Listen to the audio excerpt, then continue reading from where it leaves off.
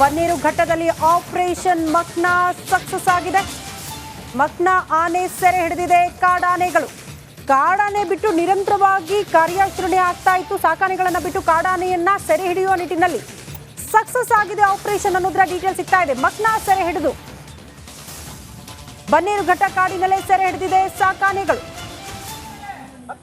ದೃಶ್ಯ ಗಮನಿಸ್ತಾ ಇದೀವಿ. ಮಕ್ನಾ ಆನೆ ಸೆರೆ ಹಿಡಿದಿರೋದು ಸಾಕಾನೆಗಳು. ಸಾಕಾನೆಗಳನ್ನ ಮುಂದೆ ಬಿಡೋ ಮೂಲಕ ಈ ಆಪರೇಷನ್ ಅನ್ನ ಅರಣ್ಯಾಧಿಕಾರಿಗಳು ನಡೆಸ್ತಾ ಇದ್ರು. ಸದ್ಯ ಆಪರೇಷನ್ ಸಕ್ಸಸ್ ಆಗಿದೆ ಅನ್ನೋದ್ರ ಡೀಟೇಲ್ ಸಿಗ್ತಾ ಇದೆ. ಮಕ್ನಾ ಆನೆಯನ್ನ ಸೆರೆ ಹಿಡಿದಿದ್ದಾರೆ ಅರಣ್ಯಾಧಿಕಾರಿಗಳು ಸಾಕಾನೆಯ ಸಹಾಯದಿಂದ. ಲಘು ಅರವಳಿಕೆ ಮದ್ದು ನೀಡಿ ಸೆರೆ ಹಿಡಿಯಲಾಗಿದೆ ಅನ್ನೋದ್ರ ಡೀಟೇಲ್ ಸದ್ಯ ಸಿಗ್ತಾ ಇದೆ. ಅಲ್ಲಿಗೆ ಆಪರೇಷನ್ ಸಕ್ಸಸ್ ಆಗಿದೆ. ಆಪರೇಷನ್ ಮಕ್ನಾ ಸಕ್ಸಸ್ ಆಗಿರುವಂತಹ ದೃಶ್ಯ. ಸಾಕಾನೆಗಳನ್ನ ಬಿಡೋ ಮೂಲಕ ಆಪರೇಷನ್ ಅನ್ನ ನಿರಂತರವಾಗಿ ನಡೆಸಿದ್ರು ಅರಣ್ಯಾಧಿಕಾರಿಗಳು. ಸದ್ಯ ಆಪರೇಷನ್ ಮಕ್ನಾ ಸಕ್ಸಸ್. ಅರವಳಿಕೆ ಮದ್ದು ನೀಡೋ ಮೂಲಕ, ಅದು ಕೂಡ ಲಘು ಅರವಳಿಕೆ ಮದ್ದು ನೀಡೋ ಮೂಲಕ ಆಪರೇಷನ್ ಸಕ್ಸಸ್ ಆಗಿದೆ ಅನ್ನೋದ್ರ ಡೀಟೇಲ್ ಸಿಗ್ತಾ ಇದೆ.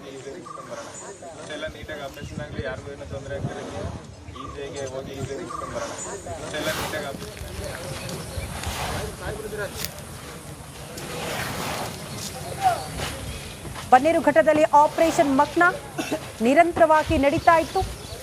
ಸಾಕಾನೆಗಳನ್ನ ತಂದು ಬಿಡೋ ಮೂಲಕ ಈ ಆಪರೇಷನ್ ಅನ್ನ ನಡೆಸಲಾಗ್ತಾ ಇತ್ತು. ಸದ್ಯ ಆಪರೇಷನ್ ಮಕ್ನಾ ಸಕ್ಸಸ್ ಆಗಿದೆ ಅನ್ನೋದ್ರ ಡೀಟೇಲ್ ಸದ್ಯ ಸಿಗ್ತಾ ಇದೆ. ಇಂದು ಬೆಳಗ್ಗೆ ಕಾರ್ಯಾಚರಣೆ ಪ್ರಾರಂಭ ಮಾಡಲಾಗಿತ್ತು. ದುಬಾರೆ ಆನೆ ಶಿಬಿರದಿಂದ ಬಂದಿದ್ದ ಆನೆಗಳಿಂದ ಕಾರ್ಯಾಚರಣೆ ಆಗಿತ್ತು. 3 ಜನರ ಸಾವಿಗೆ ಕಾರಣ ಆದಂತಹ ಮಕ್ನಾ ಸದ್ಯ ಸೆರೆ ಸಿಕ್ಕಿರೋದು. ಈ ಬಗ್ಗೆ ಮತ್ತಷ್ಟು ಡೀಟೇಲ್ಸ್ ಅನ್ನ ಕೊಡ್ತಾ ಹೋಗ್ತಾರೆ ನಮ್ಮ ಪ್ರತಿನಿಧಿ ನವೀನ್ ದೂರವಾಣಿ ಸಂಪರ್ಕದಲ್ಲಿ. ನವೀನ್, ಆಪರೇಷನ್ ಮಕ್ನಾ ಹೇಗಿತ್ತು, ಎಷ್ಟೆಲ್ಲ ಸವಾಲುಗಳಿತ್ತು, ಈಗ ಸಕ್ಸಸ್ ಆಗಿರುವಂತದ್ದನ್ನ ಕೂಡ ನಾವು ಗಮನಿಸ್ತಾ ಇದ್ವಿ. ಡೀಟೇಲ್ಸ್ ಅನ್ನ ಕೊಡ್ತಾ ಹೋಗ್ಬೋದಾ?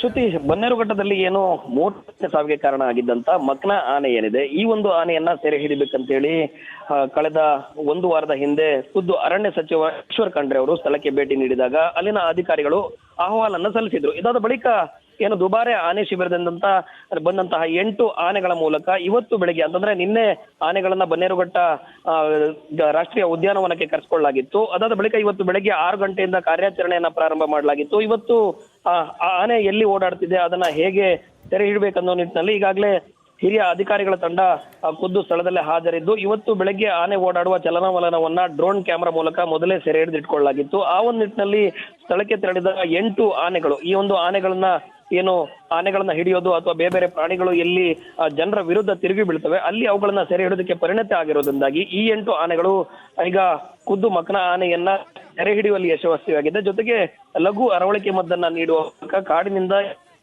ಏನು ಬನ್ನೇರುಘಟ್ಟ ಜೈವಿಕ ಉದ್ಯಾನವನದ ವ್ಯಾಪ್ತಿಗೆ ಬರುವ ಸೀಗೆಕಟ್ಟೆಗೆ ಅದನ್ನ ಹಗ್ಗದ ಮೂಲಕ ಎಳೆದು ತರುವ ಕೆಲಸವನ್ನು ಕೂಡ ಆಗ್ತಾ ಇರುವಂತದ್ದು. ಅಂದ್ರೆ ಕಾಡಿನಲ್ಲಿ ಈಗ ಒಂದು ಆನೆ ಏನಿತ್ತು, ಮಕ್ನಾ ಆನೆ, ಸಾಕಷ್ಟು ಕಡೆ ಅಂತಂದ್ರೆ ಬನ್ನೇರುಘಟ್ಟ ಕಾಡಂಚಿನ ಸುತ್ತಮುತ್ತ ಸಾಕಷ್ಟು ಸಮಸ್ಯೆಯನ್ನ ಸೃಷ್ಟಿ ಮಾಡಿತ್ತು. ಅದಾದ ಬಳಿಕ ಈ ಆನೆಯನ್ನ ಸೆರೆ ಹಿಡಿದಕ್ಕೆ ಏನೋ ಒಂದು ತಂತ್ರವನ್ನು ಕೂಡ ರೂಪಿಸಲಾಗಿತ್ತು. ಇನ್ನು ಮುಂದೆ ಈ ಒಂದು ಮಕ್ನಾ ಆನೆ ಇದೆ, ಅದನ್ನ ಬನ್ನೇರುಘಟ್ಟ ರಾಷ್ಟ್ರೀಯ ಉದ್ಯಾನವನದ ವ್ಯಾಪ್ತಿಗೆ ಬರುವ ಸೀಗೆಕಟ್ಟೆ ಆನೆ ಶಿಬಿರ ಏನಿದೆ ಅಲ್ಲಿ 4 ಗೋಡೆಗಳ ರೀತಿಯಲ್ಲಿ ಇರುವಂತಹ ಮರದ ದಿಮ್ಮೆಗಳನ್ನ ಹಾಕಿ ಕ್ರಾಲ್ ನಿರ್ಮಾಣ ಮಾಡಲಾಗಿದೆ.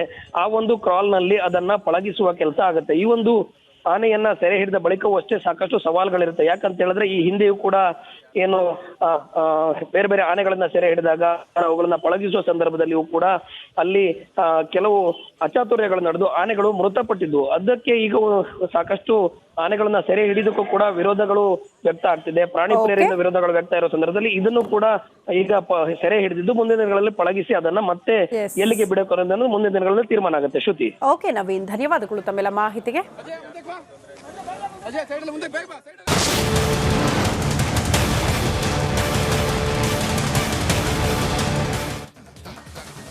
ನೋಡಿ, ಉತ್ತರ ತತ್ತರಿಸಿ ಹೋಗಿದೆ, ಜನ ಪರದಾಡ್ತಾ ಇದ್ದಾರೆ. ಇದೆಲ್ಲದ್ರ ನಡುವೆ ನೋಡಿ, ಖಾನಾಪುರದಲ್ಲಿ ಸೂಕ್ತವಾದಂಥ ಚಿಕಿತ್ಸೆ ಇದ್ಯಾವುದು ಕೂಡ ಸಿಗ್ತಾ ಇಲ್ಲ ಜನರಿಗೆ.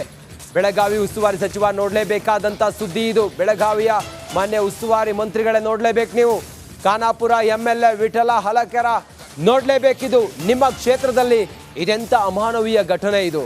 ಖಾನಾಪುರದ ಕೃಷ್ಣಾಪುರದಲ್ಲಿ ಅಮಾನವೀಯ ಘಟನೆ ನಡೆದಿದೆ.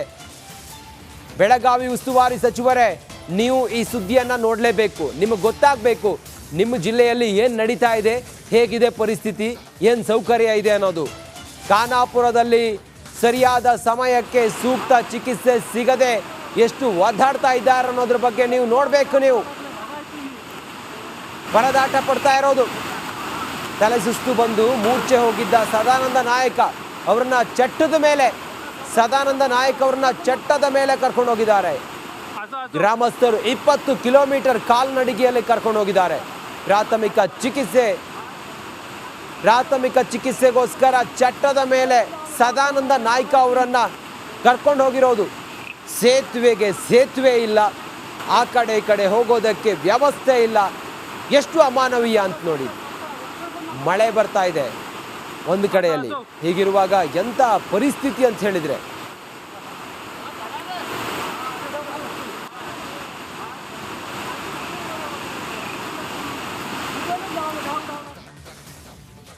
ಬೆಳಗಾವಿಗೆ ಎಂಥ ದುಸ್ಥಿತಿ ಬಂದಿದೆ ಅಂತ ಹೇಳಿದ್ರೆ ಈ ದೃಶ್ಯವೇ ಸಾಕ್ಷಿ. ವಿಪರೀತ ಮಳೆ ಬರ್ತಾ ಇದೆ ನೋಡಿ. ತೂಗು ಸೇತುವೆ ಅದು, ಯಾವ ಕ್ಷಣದಲ್ಲಿ ಬೇಕಾದರೂ ಅದು ಕಿತ್ಕೊಂಡು ಹೋಗ್ಬೋದು.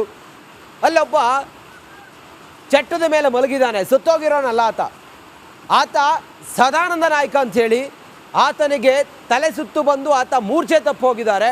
ಅವ್ರನ್ನ ಆಸ್ಪತ್ರೆಗೆ ಕರ್ಕೊಂಡು ಹೋಗಬೇಕಾದ್ರೆ ಆ ಭಾಗದ ಆ ಊರಿನ ಗ್ರಾಮಸ್ಥರೆಲ್ಲರೂ ಕೂಡ ಚಟ್ಟ ರೆಡಿ ಮಾಡಿ ಹೆಗಲ ಮೇಲೆ ಹೊತ್ಕೊಂಡು ಆತನನ್ನು ಕರ್ಕೊಂಡು ಹೋಗ್ತಿರೋದು ನೋಡಿ. ಎಂಥ ದಯಾನೀಯ ಸ್ಥಿತಿ ಈ ಊರಿಗೆ ಬಂದಿದೆ ಅಂತ ಹೇಳಿದರೆ ಅದು ಹೇಳಲಿಕ್ಕೆ ಸಾಧ್ಯ ಇಲ್ಲ.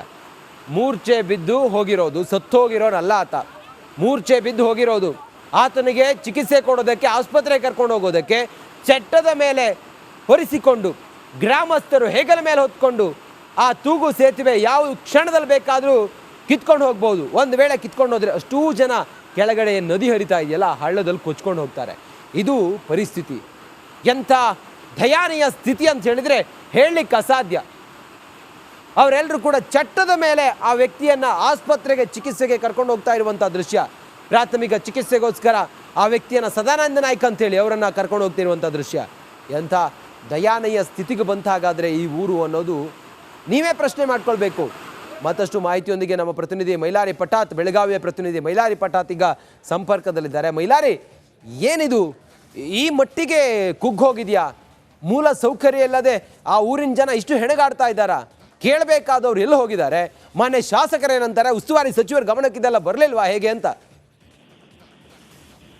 ಖಂಡಿತ ರಂಜಿತ್, ಪಶ್ಚಿಮ ಘಟ್ಟ ಪ್ರದೇಶದಲ್ಲಿ ನಿರಂತರವಾಗಿ ಮಳೆ ಆಗ್ತಿದೆ. ಅದರಲ್ಲೂ ಕೂಡ ಖಾನಾಪುರ ಭಾಗ ಏನು ಪಶ್ಚಿಮ ಘಟ್ಟ ಪ್ರದೇಶ ಬರುತ್ತೆ, ಅಲ್ಲಿ ಸುಮಾರು 20ಕ್ಕೂ ಹಳ್ಳಿಗಳಿಗೆ ಏನು ಸಂಪರ್ಕ ಇಲ್ಲ. ಹಾಗಾಗಿ ಅಲ್ಲಿ ಅವರು ಕಟ್ಟಿಗಿಂದ ನಿರ್ಮಿತವಾದಂತಹ ತೂಗು ಸೇತುವೆಯನ್ನ ಮಾಡ್ಕೊಳ್ತಾರೆ. ಅಲ್ಲೇ ಕೂಡ ಅವರು ಏನು ತಮ್ಮ ಸಂಚಾರವನ್ನ ಕೂಡ ಮಾಡ್ತಾರೆ. ಆದ್ರೆ ಈ ನಿರಂತರ ಮಳೆಯಿಂದಾಗಿ ಏನು ಖಾನಾಪುರ ತಾಲೂಕಿನ ಕೃಷ್ಣಾಪುರ ಅನ್ನೋ ಒಂದು ಗ್ರಾಮದಲ್ಲಿ ಸದಾನಂದ್ ಎಂಬುವರಿಗೆ ತಲೆ ಸುತ್ತು ಬರುತ್ತೆ. ತಲೆ ಸುತ್ತು ಬಂದಂತ ಸಂದರ್ಭದಲ್ಲಿ ಅವರಿಗೆ ಅಲ್ಲಿ ಪ್ರಾಥಮಿಕ ಚಿಕಿತ್ಸೆ ಕೊಡಬೇಕಂದ್ರು ಗ್ರಾಮದಲ್ಲಿ ಯಾವ ಚಿಕಿತ್ಸಾ ಕೇಂದ್ರವೂ ಇರಲಿಲ್ಲ. ಹೀಗಾಗಿ ಸುಮಾರು 20 ಕಿಲೋಮೀಟರ್ ಅವರನ್ನ ಏನು ಕಟ್ಟಿಗೆಯಿಂದ ನಿರ್ಮಿತವಾದಂತ ಒಂದು ಚಟ್ಟದ ಮೇಲೆಗೆ ಕಟ್ಕೊಂಡು ಹೆಗಲ ಮೇಲೆ ಹೊತ್ಕೊಂಡು ಸುಮಾರು 20 ಕಿಮಿ ನಡೆದುಕೊಂಡು ಬಂದು ಅವರಿಗೆ ಚಿಕಿತ್ಸೆಯನ್ನ ಕೂಡ ಕೊಡ್ತಾರೆ. ಕೊಟ್ಟರು ಕೂಡ ಅವರು ವಾಪಸ್ಗೆ ಏನು ಸರಿಯಾದ ಚಿಕಿತ್ಸೆ ಮತ್ತು ಸಕಾಲಕ್ಕೆ ಸಿಗ್ಲಿಲ್ಲ ಅನ್ನೋ ಒಂದು ಕಾರಣಕ್ಕೆ ಸದ್ಯ ಅವರು ಸಾವನ್ನಪ್ಪಿರುವಂತದ್ದು.